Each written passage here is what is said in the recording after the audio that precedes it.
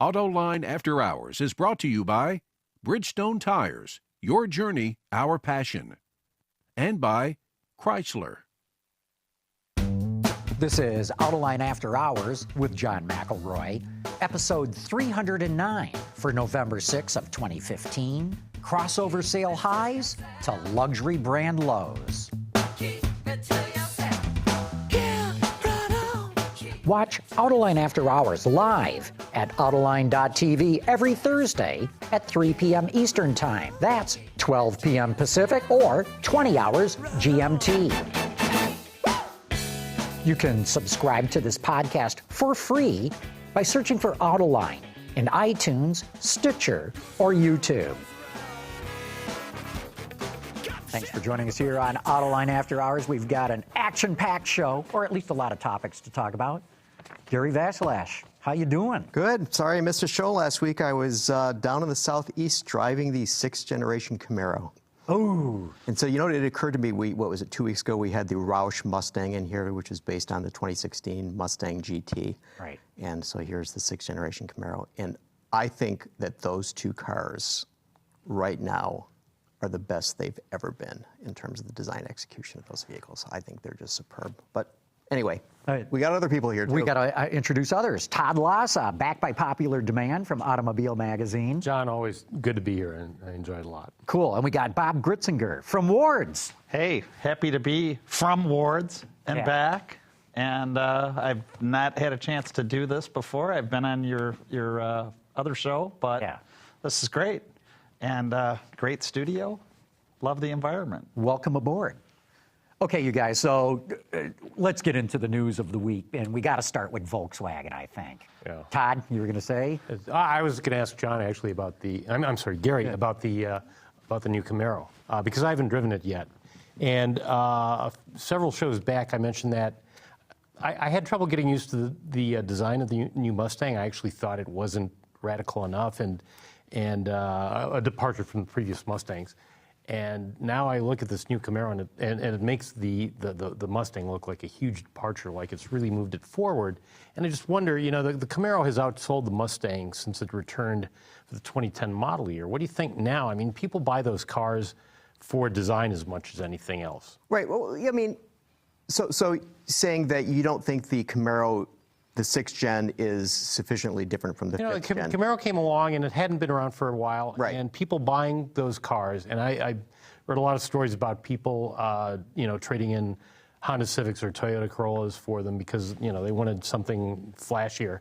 And, they buy it for the design, and the Camaro came along, and it was something new. And now the Mustang comes along, and the new Mustang looks a little, there's enough of cues from the old Mustang to make you think, this is a Mustang. Right. But now, it looks like a modern 21st century Mustang. Yes, it doesn't it's look like far a 64 advanced throwback. design, whereas I think they went way too conservative on the Camaro. See, that was my original thought until when you see a 15 and a 16 side by side, and you begin to look at. I mean, the sheet metal, I think, on the 16 is just formed with a crispness that is completely missing absent from the because look at the previous one, and it just sort of it almost seems like a bathtub to me compared to the new one. Mm-hmm. Now it still is identifiably a Camaro, but I mean what really surprised me while I was driving down I-95 or wherever the hell I was, that how many people knew that I was in the new one? They come by and they'd be waving or thumbs up and things like that. Or they just don't see Camaros down there at 95, wherever you were. But, I mean, there was a surprising thing. Country. I was rolling around, and it surprised me how many Camaros I did see. I was driving in Savannah, downtown Savannah, which is the last place you really want to drive a Camaro. And even a 16 Camaro, because, I mean, you're so low, and the windows are like gun slots, and you're sort of like peering out, and here you are in this congested Savannah. But I really think that they did what they needed to do with this car. I think that it's again just if you look at the way they handled the tail lights, the new front fascia, the lights in the front. I think the front end, they nailed it. I still don't like the tail lights. I haven't liked the tail lights on the Camaro for a couple of generations now. Well, and Ford really has a winner with its having brought back the sequential turn signals, which weren't on the Mustang until 2010, but of course Thunderbird and Mercury Cougar beforehand. In days of yore. In days of yore. time, yeah. Are you willing to pick one over the other between Mustang and Camaro? I like the Mustang better. You do. Yeah. Okay. Interesting. Yeah. I can't wait to drive the Camaro. Yeah. Back to VW, right? Back to VW. VW. Yeah. That was a good diversion, yeah. So, yeah, Todd, I was going to start with you, so I'll start with you. What do you make of this? It's like every time you turn around, it's like another shoe's dropping. Yeah, and I'm wondering, I looked very closely. Everybody was waiting to see what the October sales numbers would be for Volkswagen. They were up Not we would according say to Ward's data. no, If you go on a 0.2%. daily selling rate Right. basis, Yeah. They were down. they were down 3% or something, which is actually still not that bad. Well, and remember, you have to look at. This comes from the fact that they sold no diesels in October, and they just froze the diesels on the lots. Right. And if you look at the numbers, the VW Passat, which after it launched was selling at the rate of 10, even 11,000 per month for a while, and then settled down to roughly 8,000, 9,000.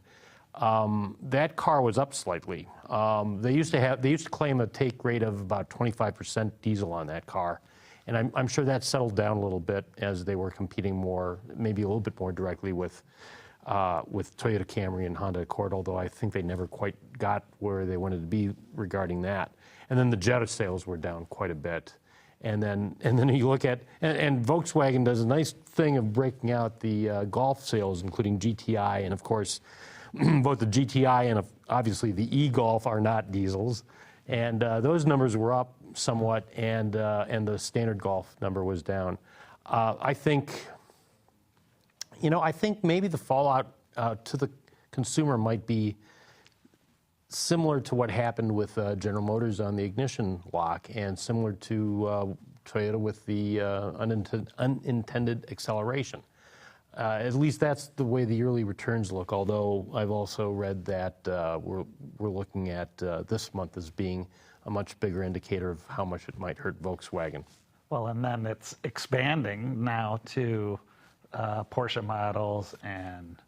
I told Porsche they should have never gone outside the sports car box. But into what? The V6? Well, obviously, They're the saying Cayenne is the by far 3-liter the best diesel seller. now is the EPA has said that they found it, and of course Volkswagen said 9. This is not. What do you the make case. of that, Yeah, Gary? right. Well, I mean, what did they say? What did they say the first time when they were presented with that information about the diesel? Well, what have having they to said defeat for life? years when No, we've asked them? it was not there, and then slowly. So do you honestly think that? I mean, so the EPA scored a big victory with the first one, right? Mm-hmm. Do you think they'd be willing to squander that victory by claiming that there was a software defeat device put in these larger engines if they didn't find one? Mm-hmm. Yeah. I think it's highly unlikely.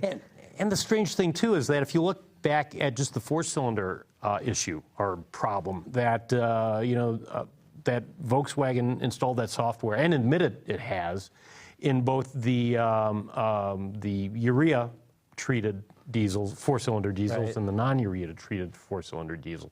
Why do they feel they needed to do this across the board, apparently? Or allegedly, I guess we should say at this point, since they're still denying the V6, right? Right. Yeah, but that's what I don't get. Yeah, why wouldn't they just come forward and say, okay, we've been caught here, and here are the other engines that you might want to, that need to be part of this. Let's just get it all out there and clear it all out at once. Or is it that they're talking to their own people, going, okay, who cheated? What did you cheat on? And they went, no, we didn't do anything on the 3-liter. Still trying to cover their tracks. Right. So Volkswagen then says, no, we didn't cheat on the 3-liter. Mm-hmm. But EPA was very specific as to how they found this and what the thing does. This is not like we think it's doing it. No, they were hyper-specific as to how it was just cheating. based on emission testing. It was based on knowing what was going on, how it was affecting. Yeah, well, what they were saying is, and I don't have it verbatim in front of me, but they said exactly 1 second after the test procedure ends, the thing goes into, blow it out, with full pollution mode. Right. Well, Well, then they have the problem with the gasoline engines with the cam lobe might be falling off the vehicle, which is not a good thing for your engines. And well, we also saw, there's a second shoe that's dropped, right? Now Volkswagen's come out and said, oh, by the way, there's about 800,000 vehicles that don't meet the CO2 standards. And it was very interesting how they said they're still covering their tracks. For number one, they say, oh, we've discovered some unexpected irregularities. I mean, to me, that's just pure lawyer talk. And then they said later, and you had to dig this out, it said, and this involved mostly diesels. Oh, hello? That means it involves gasoline engines, too. Yeah, sure. Right. And I think we're going to find out these guys had this stuff up and down their model range in terms of engines. In terms of how, and knowing that, it worked here, why not? And it's the whole culture of trying to meet what the big fella on top wants. And he's bearing down and saying, we have to meet these standards, we have to meet these standards. So you're talking Ferdinand Piëch. I mean, you're talking Piëch and not Winterkorn. And Winterkorn. And I just attended this green kind of conference in Venice, Italy, where they were talking about sustainability, and the Volkswagen emissions scandal had just dropped when I was there. Hot topic, and they, for them, for the green people, this is like everybody does this.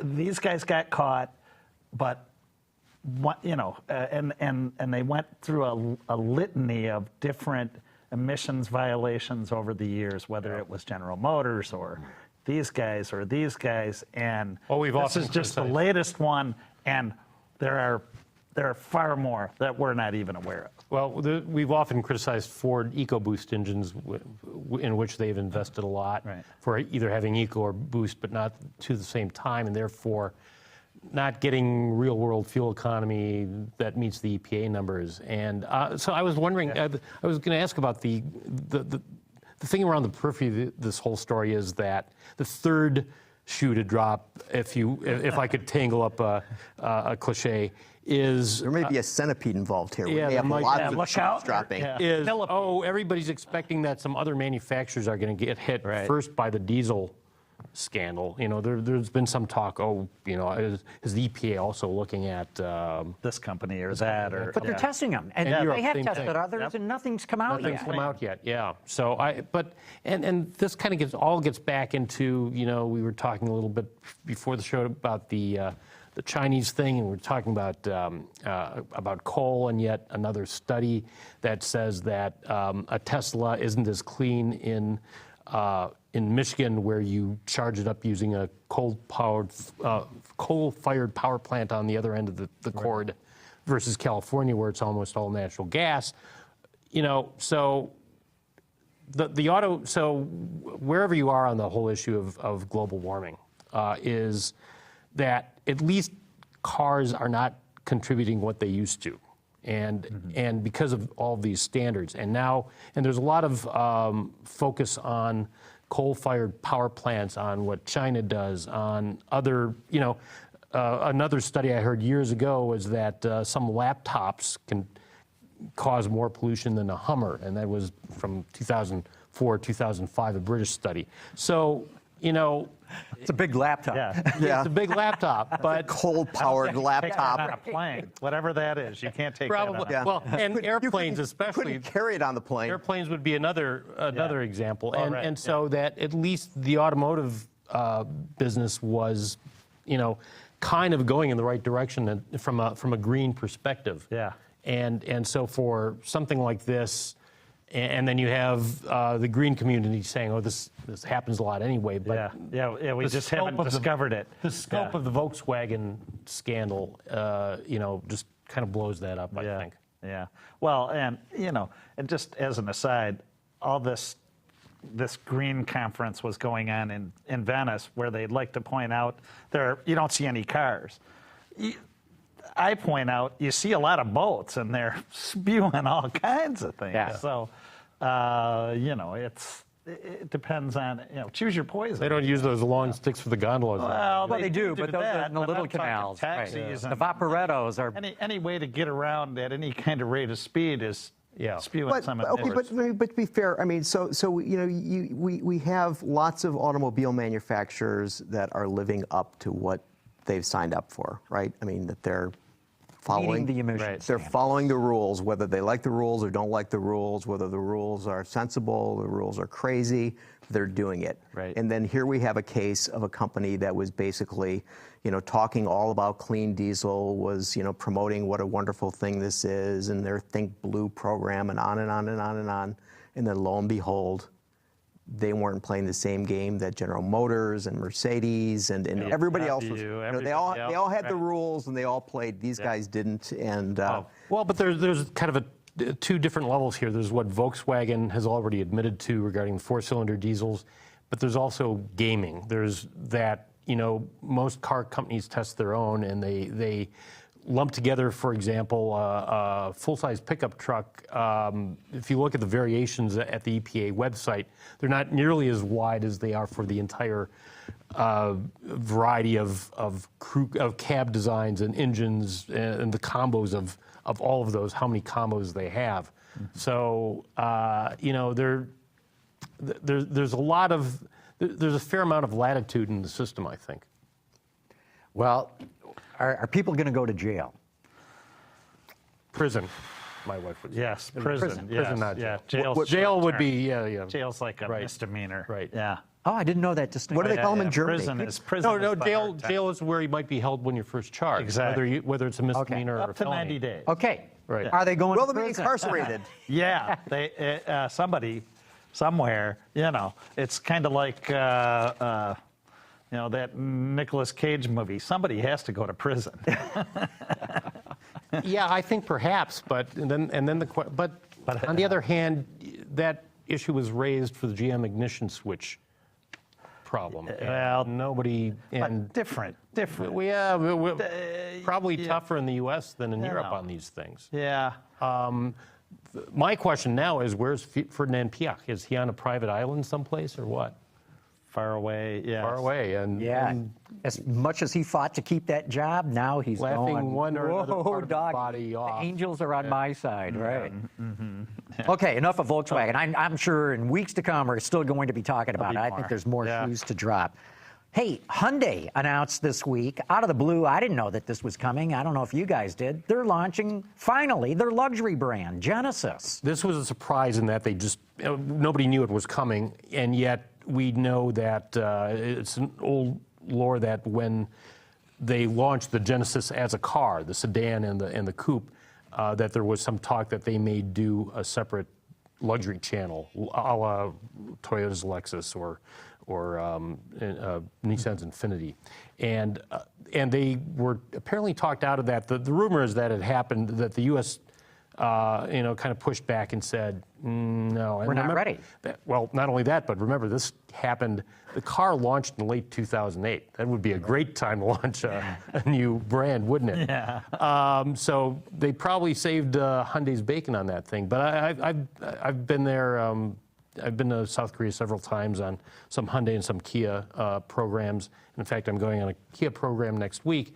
And it was pretty clear to me 10, 15 years ago how Hyundai always had luxury aspirations, that they didn't want to be known forever as being the builder of the Pony or the Elantra. Right.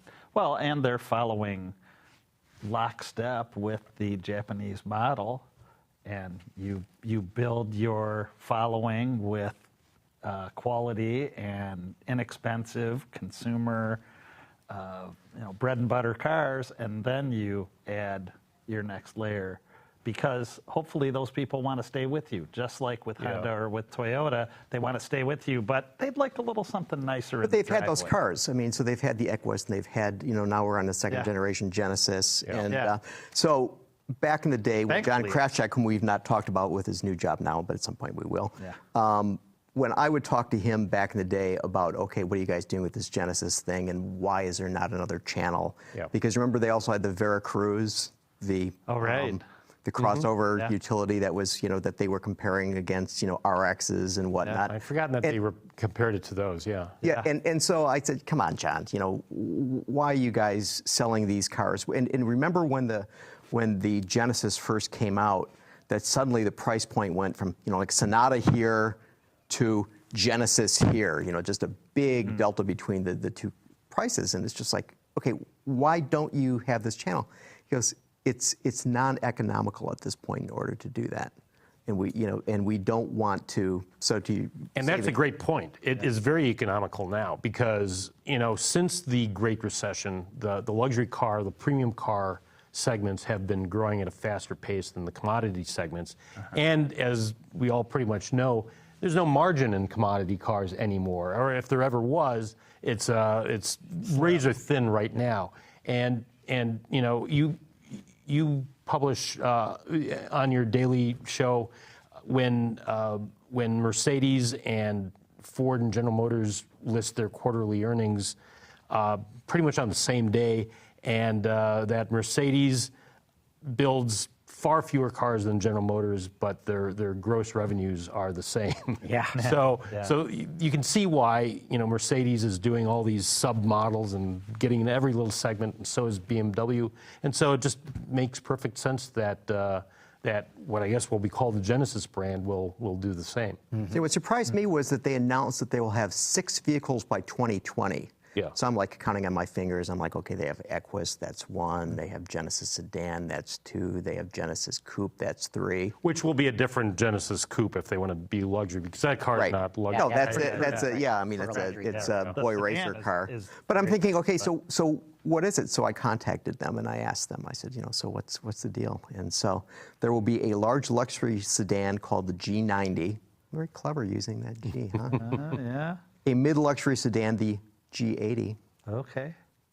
4 new products: luxury compact sedan in 2017, luxury midsize utility vehicle, and luxury sports coupe in a luxury sport utility vehicle. And the luxury compact sedan would be a direct competitor for the BMW 3 Series, which sells in huge numbers in the U.S. and in Western Europe. So basically what they probably did was they took the spreadsheet out and said, okay, we need one of these, we need one of these. But why not? They're all going to be rear-wheel drive. I didn't hear luxury CUV in there. Yeah. Did you? Oh, sure, that was the last one. Okay, all right, because that seems to be where everybody is. Yeah. That's where the money is. And you'd want to do, and maybe not right away in 2020, but you'd want to have 2 or 3 or 4 of those coming along, the way the luxury market's going these days. But remember, the other thing too is that unlike, say, Acura versus Honda, or now Lincoln versus Ford, these will be on exclusive rear-wheel drive platforms, which presumably won't be shared with Hyundai. And I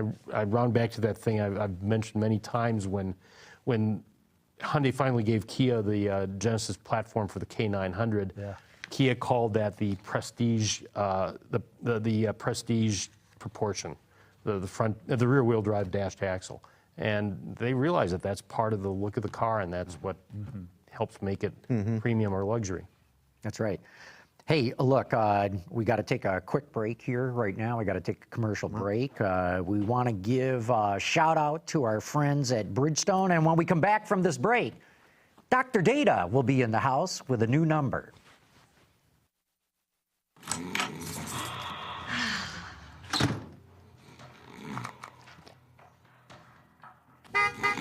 Hey! Did you have a good nap?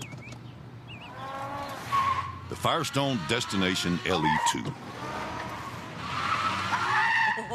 Tough enough to handle anything the road throws at you. Oops. And you throw at it. Durable, dependable Firestone tires. Whatever you drive, drive a Firestone. Okay, we're back, and as promised, Dr. Data's in the house with a number for us all to ponder. All right, so usually I come up with these very complex, difficult numbers that are hard to wrap one's mind around. So this week we're going to do something slightly different. So Carmen, could you bring up today's number? 0. 0 is the number of accidents that Google reported to the DMV in California regarding their autonomous vehicles. So they've had no accidents in the month of October. Now, realized that they've actually got 48 cars rolling around out there. And so they have 23 Lexus RX 450Hs, which we can see behind there. They have their prototype cars as well. They have 25 of those. And again, we had Roush on the show, and Roush built those prototype cars. The little bubble cars. The little bubble cars, so they've got those too. And so according to Google, their cars are combined doing 10,000 to 15,000 miles per week. So I think that when they have absolutely zero accidents, that's pretty astonishing. Considering they're, doing that Google mapping thing at the same time. No, I'm kidding. Well, and they've reported accidents in the past. They started reporting that earlier this year. Right. And obviously they're doing all that mileage to get to the point where they can claim zero accidents. It's if you talk to Chris Urmson or now I guess John Krafchick, you find that that's all part of the process to make it as close to perfect as possible. And the accidents they reported were mostly them getting rear-ended. Well, hold on, because I think Dr. Data. No. It's sort of amusing that there was actually a. So if you go to the DMV in California, you can actually get their accident reports. Okay. So this is a real live accident report that includes one of the RX 450Hs, and I found it very amusing that where we see the other party's information, they were rear-ended by a Tesla Model S. So that leads into another thing. This whole thing of autonomy. We've talked about this on the show quite a bit, and I hadn't realized, and maybe you guys were aware of this, but so again, going back to a show, remember we had Corey Wells on the show who did the documentary on the 31 hours, 7 minutes of the driving across America. Driving across America. As fast as possible. As fast as possible. And what I didn't realize was that recently Alex Roy, who was the guy who was driving the car that Corey made the documentary about, that he recently did a run with two other people, Carl Reese and Dina Mastrucci, in a Tesla Model S, and they went across the United States. Now, the run that they had made in the documentary was from California to L.A. Well, No. I'm sorry. Yeah, it was in New York to L.A. Sorry. Yeah. And so these guys figured this thing out that it would have the wind behind you to make it better. They did in a Tesla 57 hours and 48 minutes across the country, less than 12 hours spent charging. Okay, and here's the astonishing part. According to Alex Roy, 96% of the time was on the Tesla autopilot, autonomous driving. Stop me if you've heard this from me before, but I've always wanted to write a screenplay to revive the Weekend at Bernie's series and have Bernie behind the wheel of an autonomous car going coast to coast. Perfect. Yeah. But that means Call me Hollywood. Yeah. That means that this Tesla was in autopilot mode at quite high speeds. Right. Probably They average terminal velocity. They average 65 miles an hour across the country. That Okay. includes all your stops for charging. Including the stops, including the charging. So- Average you're talking- speed across the thing, and it was interesting. So Alex Roy was just like complete. He was just completely supportive of the autopilot. I mean, and he just basically said, okay, let's face it. This is not like autopilot 1.0. It's really 0.9. Yeah. You know what I mean? It isn't fully It's beta. baked yet. Well, and it helps that you have a good driver, an excellent driver like that, who understands exactly how that works, because you remember the first week that the Teslas were flashed with that software that allowed that, you had several idiots taking selfies. Yeah. Right. And Plenty of nearly YouTube getting videos. So, and in fact, this also kind of folds into the Tesla Q3 earnings call, which I listened to most of it. And, it's hard to take the sycophantic analysts, because it's all analysts asking the questions. Elon Musk does not take questions from the press during this call. And one analyst actually asked the question, Do you have any stats on how many accidents that the Tesla autonomous system prevented? Where? How? do you- What? Yeah. Well, we'll just look that up, do you- right? yeah. Yeah, How do you- maybe. Yeah. How can you tell which ones you prevented? Yeah. I mean, pick a number. Yeah. I hope they kept this guy out of the car. That's for sure. Well, or if they put him in it, they just let him go. Full autonomy. Yeah. Well, Yeah. have Toons the cat drive him, perhaps. Yeah. Uber. Uber. Yeah. But I think the other thing, too, and we've talked about it on the show, is even though the Google cars are not getting in accidents, they're getting hit Right. a lot. And I think it's got to do with the way they drive. Yeah. They don't drive like people. They actually obey the law. Not only that, but they hit the brakes hard. I had Is that right? I had a ride in one, and I wrote about it in the August issue of Automobile, and it brakes way harder than you would want from, say, a chauffeur or an Uber driver. And one of the techs explained that, well, they're being overly cautious. This happened, for example, if a bike pulls out in the lane or another car pulls out from the parking lane into your lane. The car wants the system wants to be overly cautious rather than not cautious enough. Well, I think we see that in just the semi-autonomous stuff that we're driving regularly now. Just the warning lights, They're yeah.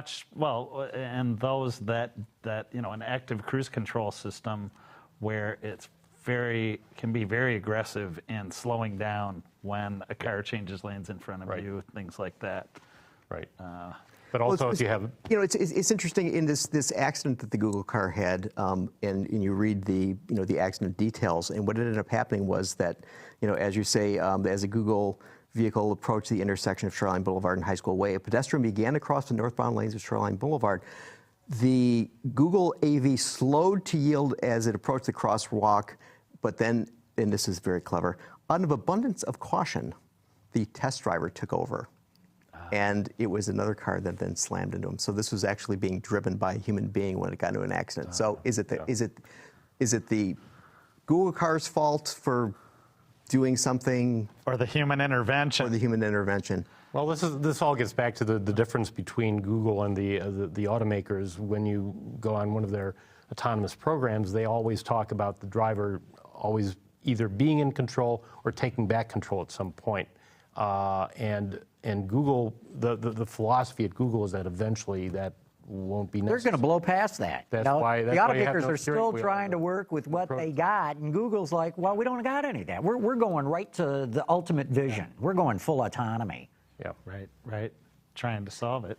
And I kept thinking, because there's this abiding argument about, okay, so who is responsible or who's in control, and is it better for a human being than the robot car, and on and on and on, and so I've been thinking about this a lot, because there's always this worst case scenario. Okay, if the car is driving along and there's a group of nuns, does the car run it over? Does it swerve and hit a tree and the driver? So we come up with all of these ethical dilemmas. But I was looking. So according to the CDC, in 2013, 10,076 people were killed in alcohol-impaired driving crashes. Okay, so 1/3 of all deaths are people drunk behind the wheel. Right. So what would we rather have, a robot car or a bunch of drunks? Well, Right, yeah. and you also have systems now, and The robot car driving all those drunks, that solves it. Exactly, that's the whole Exactly point. right. So if you have a drunk guy, so conceivably, that solves that. Probably going to do better. Yes. Probably, yeah. the goal is- even if it stops aggressively. Yeah. the goal for these systems, whether it's from the automaker or from Google, is that it won't get into that situation, that it'll read far enough ahead. I know what you're talking about. Maybe a bunch of nuns quickly cross the street on one side, and a kid with a ball loose, Yeah. or a dog or whatever starts to cross on the other side. Which way do you go? But presumably the Google car being that extra cautious, especially if it's in a school zone where the speed limit's 15, will slow down to 15 and be very easy, or let's say easier, to avoid having to make that decision because you just brake in time. Well, they'll have to make a decision. And, look, I've said all along, of course autonomous cars are going to kill people. They're just not going to kill nearly as many. Right. Yeah. We have the opportunity here in the next couple of decades of eliminating just in the U.S. alone, 30,000 fatalities, and prevent 2 million people plus from going to the hospital every single year. That's just the U.S. figures. You know, you take that out on a global basis, you're talking significant numbers. Yeah. Right. That said, there's always the question of how far along, how old will we be when it comes to the point where, as Musk has said, you know, autonomous cars will take over and operator-driven cars will go the way of the horse. If it comes to that point, while I'm still alive, I'm happy that the vast majority of people will be driving that way. I have no interest in it. I think at that point I would hope that I could still use a bicycle in public transportation. Seriously, it's just. Well, it seems like it's going to be, it's a long ways out before you can't shut it off and drive the vehicle yourself. You know, it depends. As our old, maybe there are limitations. You know, maybe it's you have to be still properly licensed, and you have to be sober, and you have to, you know, have your capacities, that kind of thing. As Jim Hall, the man who knows too much, once said, you know, it's going to happen slowly, but once you have a breakthrough, it's going to happen quickly. Right. Wow. It'll change. No, you're right. So if you had asked people in 1910, is the automobile going to replace the horse? Most of them would have said no. No, of course, cars are becoming more common, but in my lifetime, but no. And certainly by 1930, the switch had happened completely. Yeah. Completely. Largely because of the Ford Model T. And largely because of that. But I think it's entirely possible we'll see the same sort of thing. So in 2015, we go, well, is it going to happen in our lifetime? 20 years later, 2035, I'll bet the switch has happened. Look at everyone, you know, Volvo's still holding on to the 2020. Yeah. If you're in a Volvo, you will not, there will be no fatalities or serious injuries in our vehicles.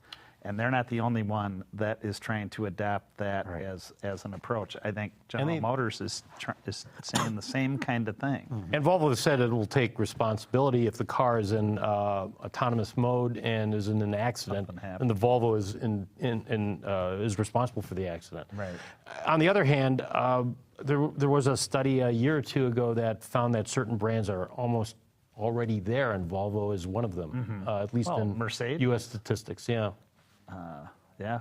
Okay, let's go to the exact opposite end of autonomous driving. Because SEMA show. Yeah. Gary, what do you think? What'd you like? I mean, this gets back to this whole thing of, you know, that we're sort of, you know, talking about that. You know, you have a show like that, and that's a show where you see Copo Camaros. And you see Tundrazines. We got to talk about that in a second. But continue your thought. But I mean, okay, think about this. So you know, while Todd is all concerned that he may be still in having all of his faculties, yet be forced to be in some sort of robot car that he doesn't want any part of, you still have a giant trade show. You know, the Specialty Equipment Manufacturers Association trade show that has nothing but hot performance cars or great exaggerated things like the Tundras. I can even say that. Yeah.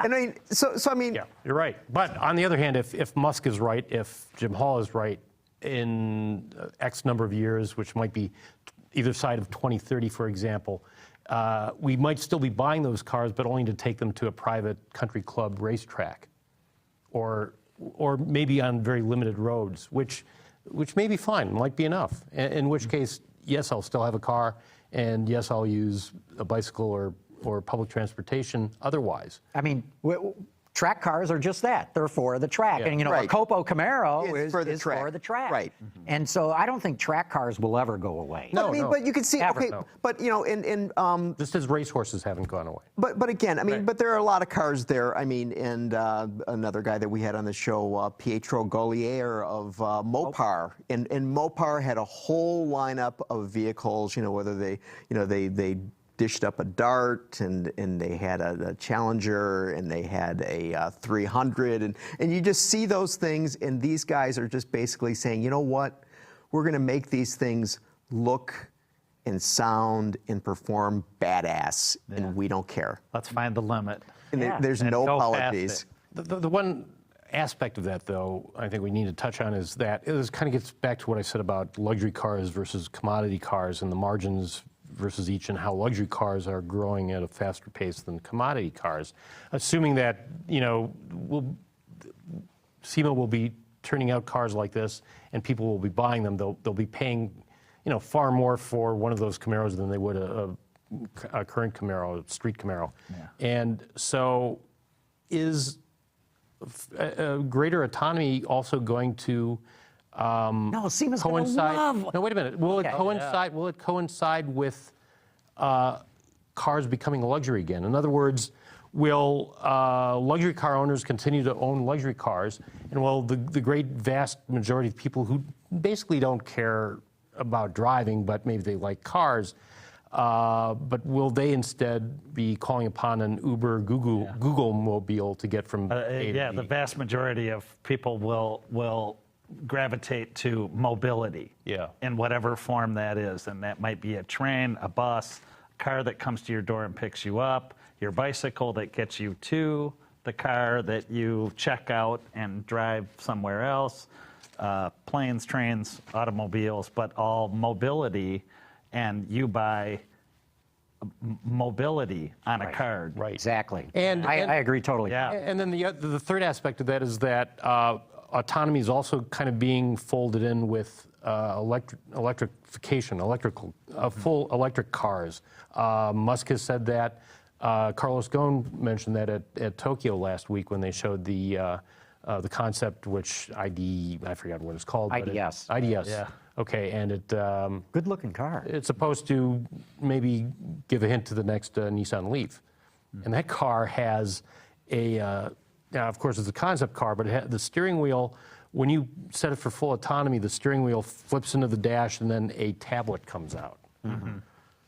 But yeah, look, they're trying to dream up where it's all going to go. But think about it this way, and this is why I think SEMA is going to fully embrace autonomous cars, in that you can do whatever you want with the interior now. The seats don't have to face forward. You don't get the steering wheel in the way, throw out the pedals, the gear shift. Well, they've been already doing that at SEMA for years. Exactly right. You have more room Exactly for right. speakers. Yeah. Last time. There you go. This is a wonderful convertible Chrysler 300. First one we've seen. Tell us about it.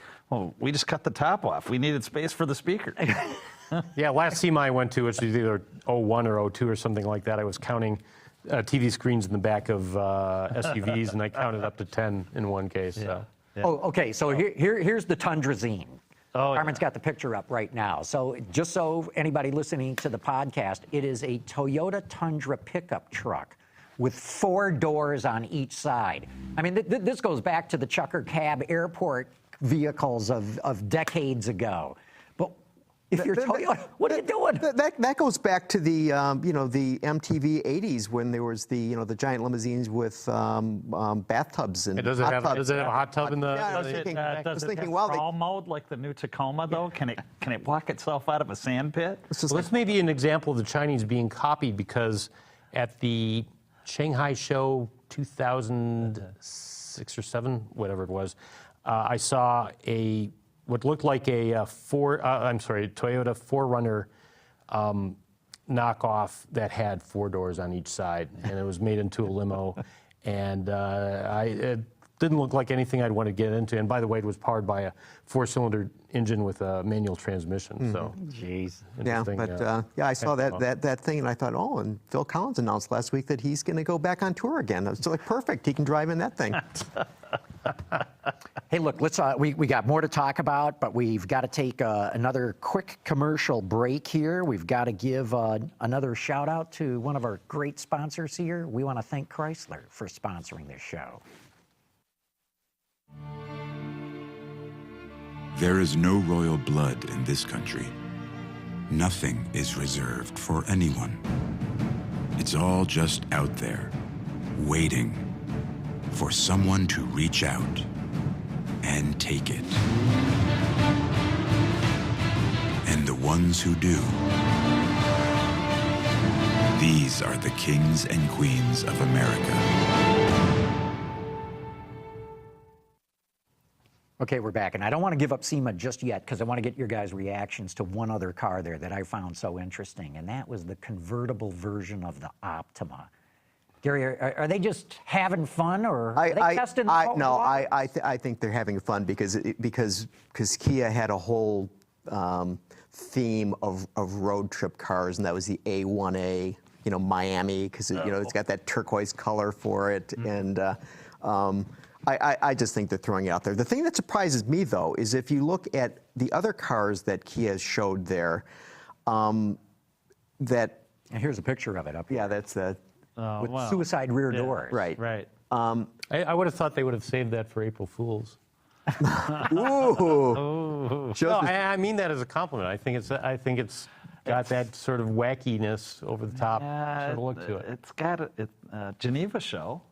Could work for that. It looks like, yes. So, But they've been showing these Tracksters and Mudsters and all these sorts of things, and it surprises me that they don't have on offer something that is more of a Jeep competitor. I mean, a real Jeep competitor rather than a Sorento or something that would have some real guts to it. Like return to the tracker.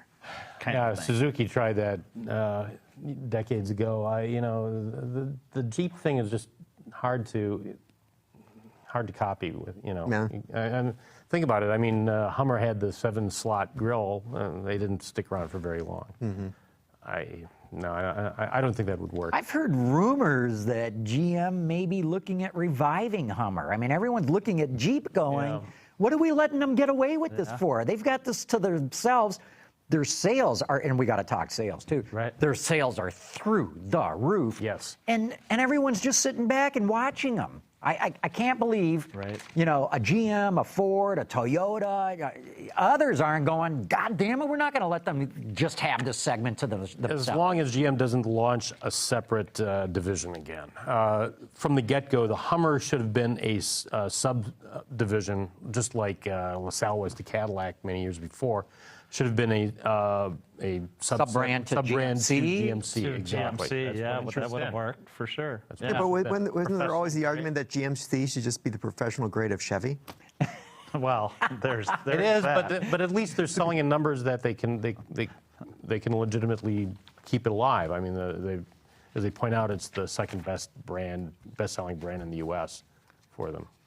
Well, speaking of sales, what do you guys make of these latest U.S. sales numbers for October? Holy moly, this market's red hot. Giant. Except, I mean, but there are like things that I completely don't understand. Maybe you guys can help me out with this. Okay, so for example, the aforementioned General Motors.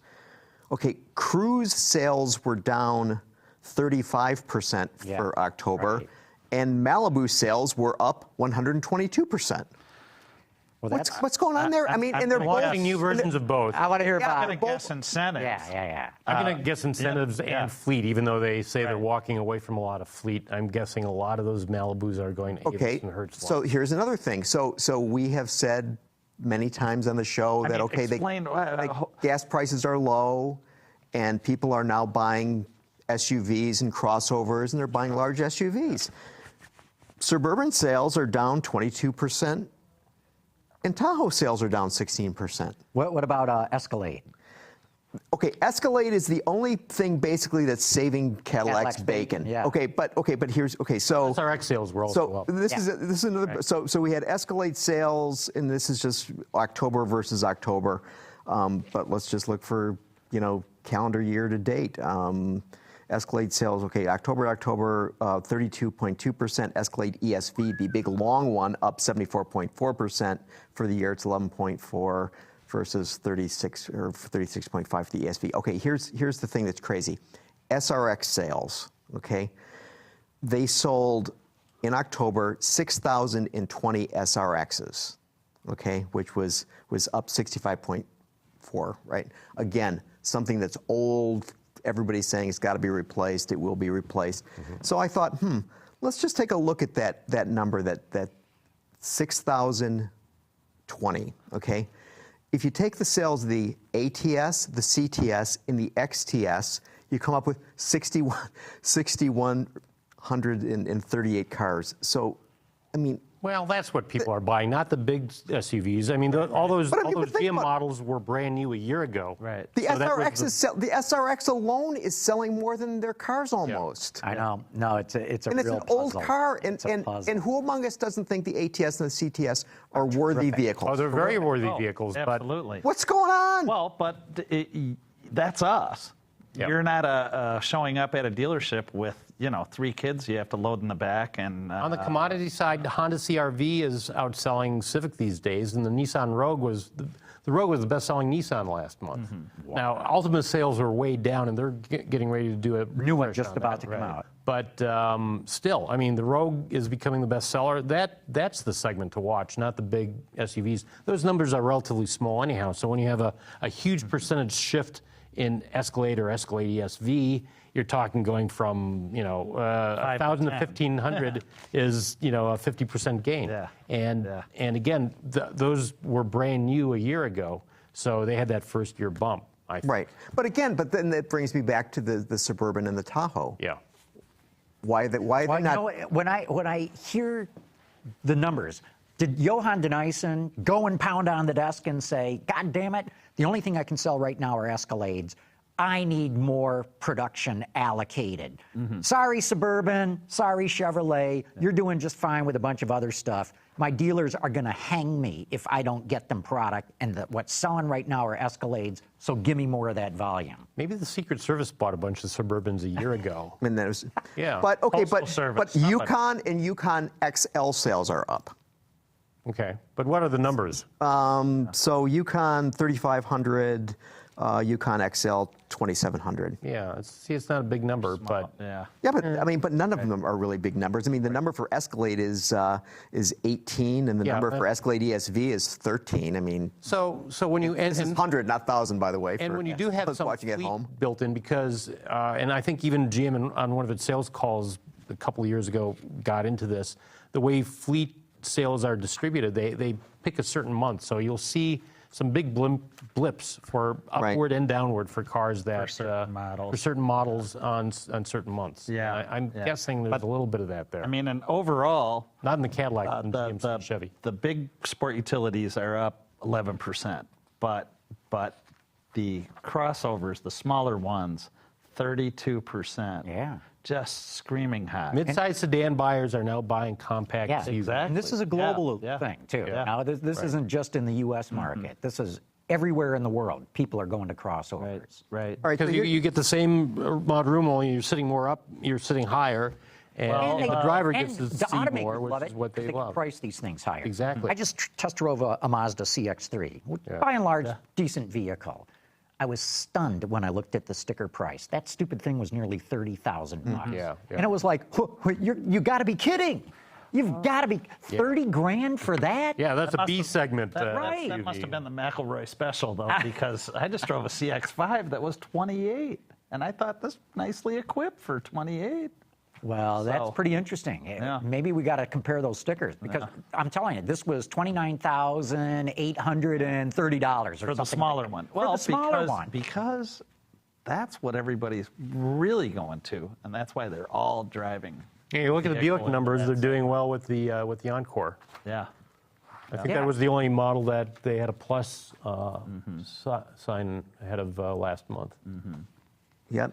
So, Up 38.8%, sold 6,633 of them. Best-selling Buick in several months on and off. The least Enclave, in the US. Enclave was down. Yeah. Okay, look. Prius was up. Yeah, well, they got to blow them out before the new one hits the showroom floor, and they got a lot to blow out. But hey, we got some questions coming in here from the audience. Let's see if you guys can answer some of these questions. So Jonathan wants to know, we were talking about autonomous cars. What about insurance rates? Are they going to be cheaper for autonomous cars? What do you guys think? I bet they'd be cheaper. I bet the insurance companies figure out a good end run around this whole thing, and will be paying at least as much, if not more. the question is, who's going to insure it? Is it the car company that provides it or the individual who owns it? To me. And so if it's the car company, you can bet it's going to be a This is, a reasonable, this is going to be like Obamacare. It'll change everything in the insurance, but the insurance companies will figure out a way to make their even things out. I think there's going to be two types of insurance that you, the owner of the autonomous car, will buy. So when the big storm comes and knocks the tree over in your yard and smashes into your autonomous car, you're still covered. Right. Versus comprehensive. Comprehensive. There you go. Thank you, Bob. Versus accident liability. Right. So your autonomous car gets in an accident and you go, hey, the sensor was bad, the algorithm didn't work, whatever it is, that liability is going to go to the automaker, which is going to have to insure those vehicles. For that. And then that's just going to get baked into the price of the car. Yeah. That's what I think. It just seems to me that if you look at some insurance companies now where they have this dongle that you will plug into the OBD2 port, and it monitors your car. So it sees whether you're speeding, it sees how many miles you've driven, and so on and so forth. And their argument being that because they're able to know exactly what's what, that your insurance rate will be lower. So the autonomous vehicle, they'll have all that information, right? Sure. So why would they not know what's what, including where you're going, by the way. Yeah. Oh, you spend X amount of time in front of this place where there's a bar. Right. So we're going to raise your rate. Or bad neighborhood for car theft, and you drive through there too often. Well, but the biggest thing that insurance companies worry about is paying out on an injury or death. Yeah, right. By far, and so that's the biggest question: is how are they going to handle that? And that depends on how robust and how much whether autonomous cars reach their potential to reduce or eliminate fatalities. Yeah. Okay, we got another question here. Dan the Man wants to know, what do you think about Cadillac CT6 pricing? He says, I think it's going to further dwindle CTS sales and make XTS a fleet livery vehicle. Have we even gotten CT6 pricing? Yeah, they just announced it was like 55. 56, 50, something like that. Yeah, 55,000 for the 2.0 liter rear-wheel drive turbocharged. So what do you guys think? Is that a good price? I think it could cannibalize CTS a little bit, but if you look at the price steps up, impossible. So I guess so. But if you look at the step up to there's the 3-liter twin turbo, the high performance engine, and then there's a 3.6, the new 3.6. Yeah. That's kind of the middle engine. The 3.6 gets you up well into the upper 60s, and then the twin turbo, I forget what the number is, but it's maybe in the low 70s or something like that. So that's not going to. And that's base. And you remember, they're still doing options. They're not just doing packages. So, I mean, you'd have to be into a pretty high Zoot CTS-V to get 70s, right? Yeah. Well, so. we had I was in charge of a 4-season CTS V Sport, which had everything but the premium package. That was 70,000 with the premium package. So that was the car all out. So I mean, they've segmented it enough, I think. Now XTS, that's another question. I mean, that car should have gone away. Remember, Cadillac's becoming it's going to be a fleet vehicle here, and it's also they're saving it for the Chinese market. Mm-hmm. And but the XTS is outselling the CTS, so why would you get rid of that? Because it's a fleet vehicle. That's why it's outselling it. But I mean, maybe you wouldn't then, because you need numbers, maybe right? You wouldn't then. Right, so you got 18,000 XTSs being sold and 15,000. On the other hand, the CT6, and I'm not saying this is going to become a fleet vehicle, but if you look at the strategy, the CT6, all except for the 2-liter Turbo 4, come with all-wheel drive, even though it's a rear drive platform. Mm-hmm. And if you look at what the fleet was in, say, New York livery, 10 years ago, they were all rear-wheel drive Lincoln Town cars. Mm-hmm. So if you could put those livery drivers into all-wheel drive cars that have, that are a little bit larger, that might be fine. I think they should do it with Buick. I've argued this, that they should do some version of the Avenir rear drive concept, all-wheel drive in that case, and make that their town car, basically. Okay, so let's look at this a slightly different way. How many people will buy a $70,000 Cadillac? People are already, well, wait a minute, the trick question, because people are already buying $70,000 Cadillacs. All right. They're not paying. Not Escalade Cadillacs. Well, but they're buying a few, and they're probably paying far less than sticker for it. Look, the thing that's got to worry Cadillac is as we've just talked about, ATS, CTS, terrific cars. Dead in the water. Dead. Can't get I mean, these things are dead in the water Right. unless you start incentivizing them. And then you start hurting residuals, that hurts the brand, yada, yada. CT6, I'm not sure that I'm convinced it's really going to move the needle for them. I don't think Cadillac has a product problem. They got an image problem. They got a brand So it's problem. all about the cachet of if you're going to put the money down. I gotta believe that, Gary. You know, God, the ATS, CTS, and the V versions especially, just knock out good cars, and you can't. They can't sell them very well. But as any analyst will tell you, you need to do that well for several years before you get people back into them. I know, but Yeah, but CTS, we're on the second generation of that car, right? CTS is actually third generation. There you go. But they've also sized it up. It's also gone into a different size and price category. So, you know, look, we all said, you know, oh, it's going to take them 20 years to get this turned around. Well, they're what, like 16 years into the 20. You know, this all started in 1999, really, the whole art and science and da-da-da. Yeah. So here we are closing in on 20 years, and it isn't working. So how are the guys feeling over in Dearborn at Lincoln then? Is the Continental going to steal the thunder of the CT6, or is it going to be a completely different? no, look, Lincoln's big problem now is that China is leveling out. The economy in China is leveling out, and they're entering just at that point. So companies like Buick and Audi are established there. They'll continue to do okay. But now Lincoln, you know, they're adding dealerships.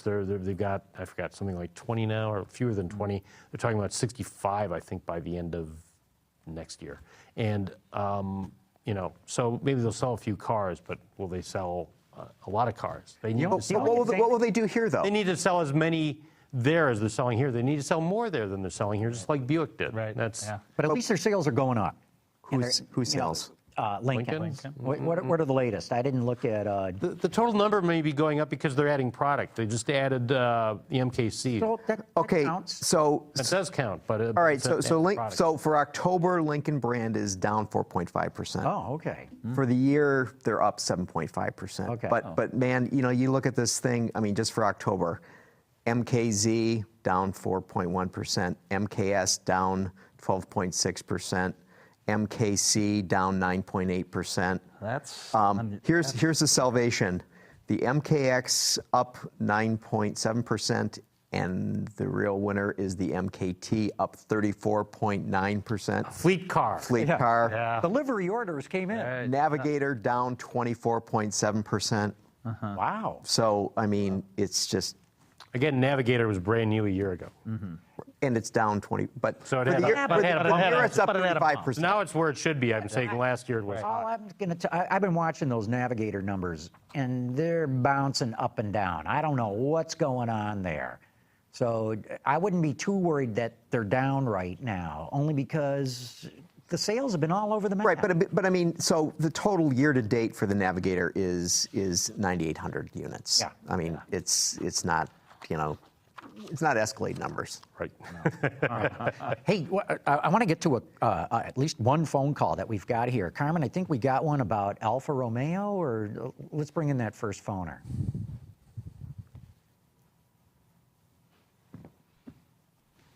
Hey guys, it's Jonathan out in Old Japan. Got a question right. for you. Can Sergio delay the Alpha brand any longer?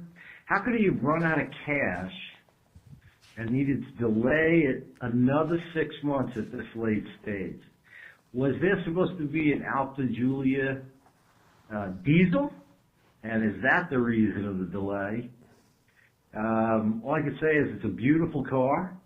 I just can't imagine at this late stage he'd have to delay it for any other reason. What's your take on it? Thanks. Okay. Well, I don't think the Giulia is being delayed. I think. It is actually. Oh, it is. It was supposed to launch late this year. Yeah. They've delayed it by about half a year. So even though the car was unveiled in Italy in June or July, whenever the anniversary was, and they're going to show it, I think, at the LA show, and they had it at the Frankfurt show, it is delayed. Okay. Now, So what do you think they're of what- launching it with a gas engine. I mean, they showed it as the high performance version, the kind of, I forget what they call it, but basically the M3 version of the Giulia. So that's a gas engine. But I think a few things.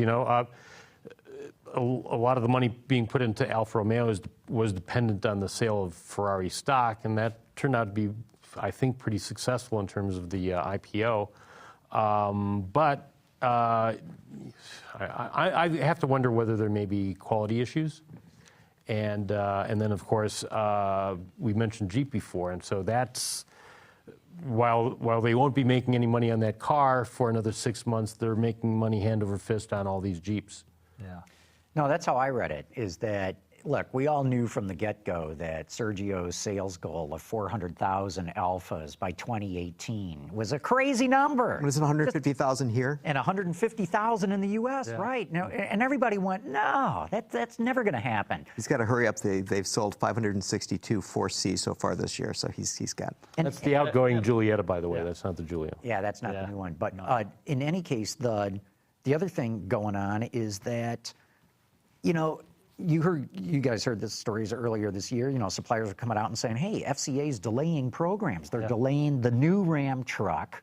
They're delaying the Grand Cherokee." Well, those are the crown jewels of the company. How can you possibly delay the vehicles that are paying for all the Those are bills? money makers. And so Sergio saying, "Oh, things are slowing down in China." I think there's more to it. I think other board members went, "Hey, wait a minute. Why don't we put the money in the product we know is going to produce instant profits, instead of this hope and a dream that we can revive the Alfa brand." Right. And so I think they went, we'll blame it on China and let's proceed a lot more slowly with Alfa and put those monies into products where we know we can make money. Crank out those renegades. You got it. Unless he's found a suitor. Oh. Yeah. And the suitor is saying, well, we don't need Alfa Romeo so much as we need Jeep. Yeah. And we want to do a different Grand Cherokee. That's wild conjecture on my part. Yeah. But I think it's more of what you're saying. I think. Right. Yeah, if they give you lemons, make lemonade. And I think you got a business plan for Alfa that people went, whoa, man, I just don't see this happening. Not in that time frame. Right. Right. Well, how the guys who put all their money into those dealerships here to sell Fiats feeling now? That they were promised that they'd have all kinds of products to come, and so basically they got the 500, the 500L, and the 500X. And the Spiata pretty soon. Yeah. And The Fiata, right? it's just The like, Fiata. Yeah, I like that. I mean, just think about that. I mean, these guys sunk in some serious money for those studios. Yeah. Not dealerships, Yeah. studios. That little car is going to.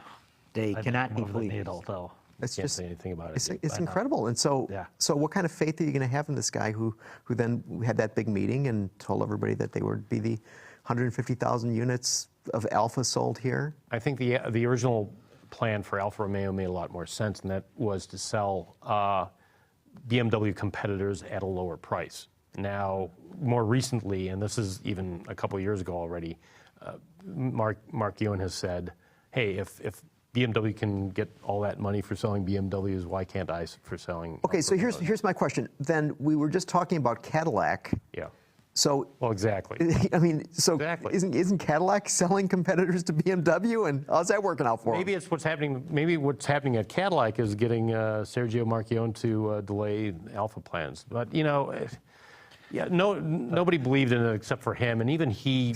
I think he and his people conceded after that second 5-year plan that if you look at the first 5-year plan, it's more of a guideline than a plan. Yeah. I think to quote Bill Murray, it's a guideline. It's what we'd like to do. Look, we shouldn't hold them to those plans. The company's made tremendous progress, continues to make good progress. So if they don't hit exactly what they told us they were going to do, what's the big deal? And Alfa, again, is a niche within that company and one that they've been trying to bring back. I did an Alfa trip in 2001 where they were introducing us to all the Alfa people because we're going to bring the brand back next year or in the next couple of years. But to counter that, though, Marchionne has said that his two crown jewels would be Jeep and Alfa Romeo. Those are his two premium brands that he can sell because of the brand name and the history and so on, and building upon that history. So maybe the question is, does he feel that they've succeeded with what they're doing with Alfa Romeo so far? Maybe that has something to do with the delay. Yeah, and again, getting back to the question that whole of quality. Ram thing too. You know, I mean, that's a pretty strong brand. Ram's very strong. Yeah, they're doing fine. They've done pretty good. Hey, look, we're getting down to the end here, and I want to get one more question in because this just came in from the Philippines. This is from A.M. Guerrero, and he wants to know: has the VW diesel scandal affected other premium brands like Lamborghini or Bentley? He says, I know they don't use the same engines, but they're owned by the company that made those engines. Is this going to affect those? Does the public even see that sort of thing? Just like the way the average American didn't know what was a GM brand or a Ford brand back when they had so many brands, probably most people on the street don't know or care about who owns Bentley or even Porsche for that matter. Right. And the people who are buying those obviously are not slowing down on buying them. It's going to affect Porsche and Audi because of the V6 diesel issue that's just popped up. But outside of those high-end Volkswagen brands, I think the bigger question is, how does it affect diesel in general? And I think we've probably all heard the rumblings. Is this the end of diesel in the U.S.? Well, look, we reported this in Autoline Daily today.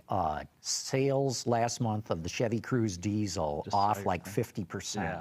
The BMW 3 and 5 Series diesels off. I can't quote the numbers right off the top of my head, but in the 30% range. I've had people within companies making diesels saying could be the end. I agree. The one company I'd watched that has sold diesels here for a long, long time is Mercedes-Benz. Can they withstand and good that? point, Todd, because the Mercedes E-Class diesel, and I'm only quoting passenger car sales now, not sport utes, but the E-Class was the only one that bucked the trend. In fact, the numbers are not big, but diesel sales last month for Mercedes and the E-Class were up 20%. That's twice as much as the overall market. And that's a model that has been traditionally associated with a diesel and a strong diesel. So well, and one big difference is that Mercedes buyers will absorb that price, and in fact, they buy the diesel for it being a diesel, whereas Volkswagen, you're selling the mileage and you're selling what they called clean diesel, rather cynically, and they apparently cut corners on the four-cylinder emissions in part because of the cost of cleaning those up. So putting on an SCR system costs more dough, and so you want to do that. But so the bigger question is, how does this affect Seat and Skoda rather than Bentley and Lamborghini? Right. I mean, that's going to be. I mean, that's going to be their problem if they crater with those two brands. They're in real trouble. Yeah, they are. Hey, look, we ought to wrap it up here. It's been great having the both of you. Bob Gritzinger from Ward's, Todd Lassa from Automobile Magazine. It's great having you guys. Yeah, thanks for having us, John. Happy to have been able to participate. I think you need a campfire pit. I'll bring one next time. Okay, you do that. We'll have you back. Some marshmallows, maybe some beer, right? Yeah, there we Fire go. Marshal might have some problems, but Gary, you're going to be around next week? I will be here next week. Awesome. And you're going to come up with a great number, too, right? Try. We want Dr. Data back here with those numbers. Real good. So thanks again, you guys, and want to thank everybody out there who is tuned in. Autoline After Hours is brought to you by Bridgestone Tires, your journey, our passion, and by Chrysler. Visit our website, Autoline.tv, where you can watch us live. Get your daily news fix with Autoline Daily and in-depth analysis and interviews with Autoline This Week. There is all that and much more at Autoline.tv.